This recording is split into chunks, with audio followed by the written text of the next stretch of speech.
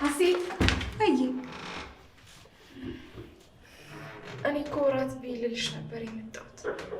እርቦሃል ለምትመክ አይ እኔ በልቼ የመጣሁት። ከፈለግሽ አንቺ ብዬ። በቃ እኔ ትንሽ ቆይቼ ይበላለሁ። አንቺ ግን ቤሽ። እሺ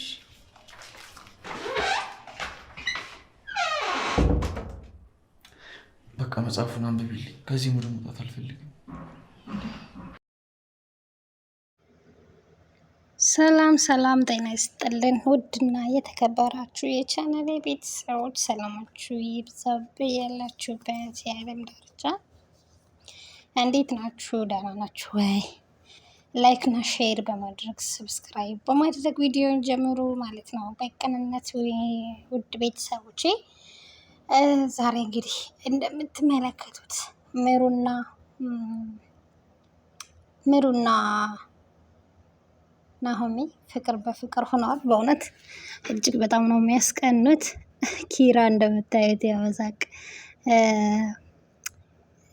መሳቅ ድምቅ ብሏል ማለት ነው። ያው ፍቅራቸው ያስቀናል፣ መንፈሳዊ ቅናትም ቢሆን ማለት ነው። እና ናሆሚ አሁንም ዘፈኑን ደግሞታል ማለት ነው። ሸዋ ላይ ዳመና የሚለውን በአሁን ደግሞ ወደ ሌላ ቀይሮት ማለት ነው። ስለዚህ በሱ ድምፅ ነበረ፣ በሱ ዘፈን ነበረ እየሳቁ የነበረው ማለት ነው። እጅግ በጣም ደስ የሚሉ ጥንዶች ናቸው ማለት ነው ምሩና ናሆሜ። ኪራዬ ግን የስኪን ኪራም እውነት ለመናገር ከእንትና ፍቅር እየያዘው ነው ይመስለኛል ብቻ ሳይሆን ኦልሬዲ ፍቅር ይዞታል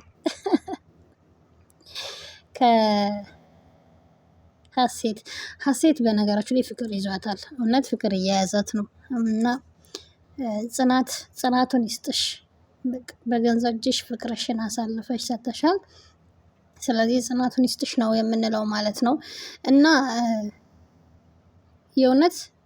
የእውነቱ ካልተናገረች በቃ እኔ ራሴ ስልኩን አፈላልጌ ለኪራ እውነቱን እነግረዋለሁ። በቃ እኔ ራሴ እውነቱን እነግረዋለሁ፣ በእውነቱ ከሆነ ማለት ነው። ምክንያቱም እንዴት እሷ ትጎዳለች በፍቅር? እንዴት የምትወደውን ሰው ታጣለች? እውነት የሚወዱትን ሰው ሳይጠሉት ሁለታቸውም ጋር ምንም ችግር ሳይኖር በእንደዚህ አይነት ነገር መለያየት እጅግ በጣም ከባድ ነው ማለት ነው። እና የምሩና የናሆሜ ጸበል ይድረስህ ኪራዬ ማለት ነው። ናሆሜ እጅግ በጣም ደስ የሚል ልጅ ነው። የዋህ ትሁት፣ እንደዛ ሌላ ሴት ልጅ አሁን ላይ ያለው ክብር ምናምን እጅግ በጣም ደስ የሚል እና ደስ የሚሉ ጥንዶችም ወጥቷቸዋል ማለት ነው። እና ምሩዬም ሳቅ በሳቅ ሆናለች።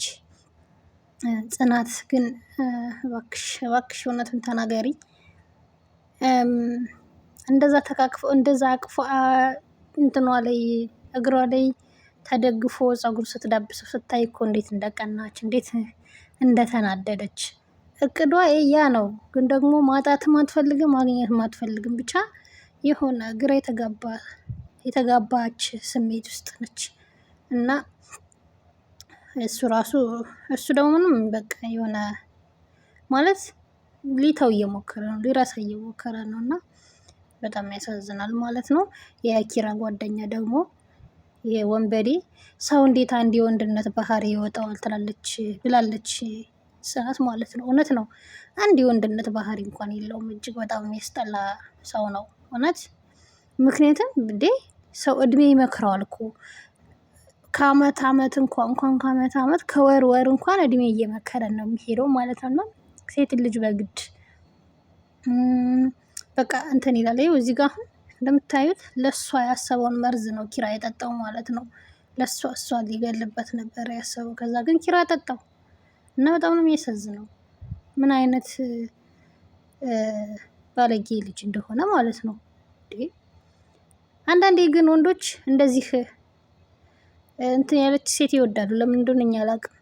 የሆነ ለህኛ ኮስታራ እንደዚህ እንትን የምትላቸው የማትፈልጋቸው ሴት ላይ የሆነ ጥብቅ የሚሉት ነገር አለ ማለት ነው።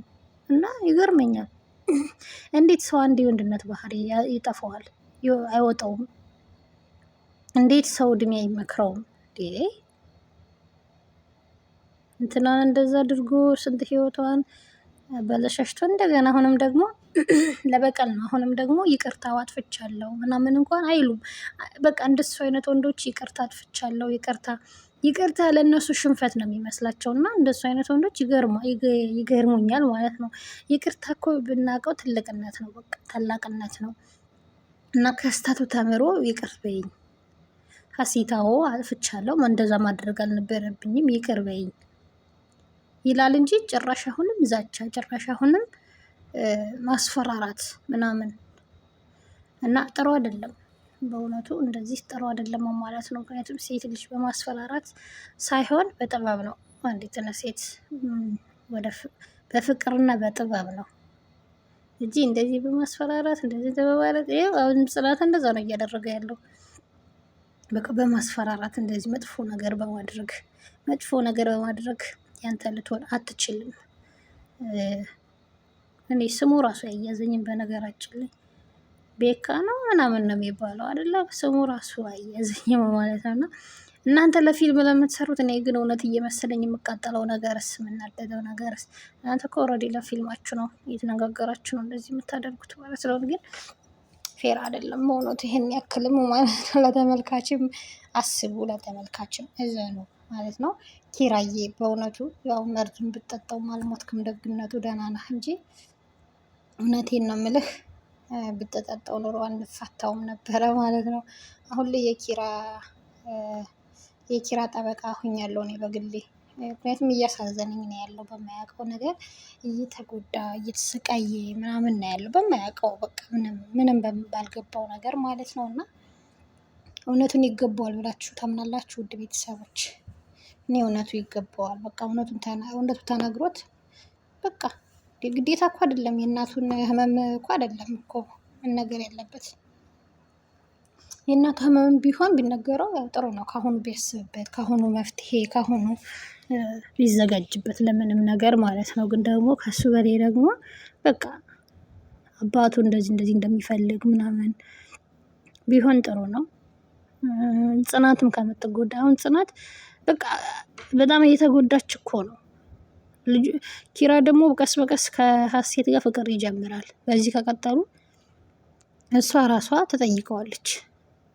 ምክንያቱም እየተመቻት ነው፣ በጣም እየወደደችው ነው።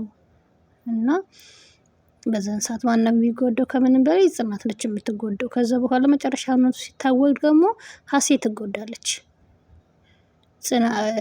ኪራ ወደ ጽናት መምጣቱ የማይቀር ነገር ነው፣ ስለሚወዳት ማለት ነው። እና እውነቱ ሲሰማ ሀሴት ትጎዳለች። ያ መሆን የለበትም ማለት ነው። ካልሆነ እነ ምሩና እነ ሰናይት መናገር አለባችሁ ማለት ነው። እውነት አሁን እና ውድ ቤተሰብ ሀሳብ አስተያየታችሁን ስጡበት። እና ሆሜ እውነቱ ይገባዋል ብላችሁ ታምናላችሁ ወይ? እና እስከዛው ላይክ እና ሼር እያደረጋችሁ ቤተሰብ ሁሉ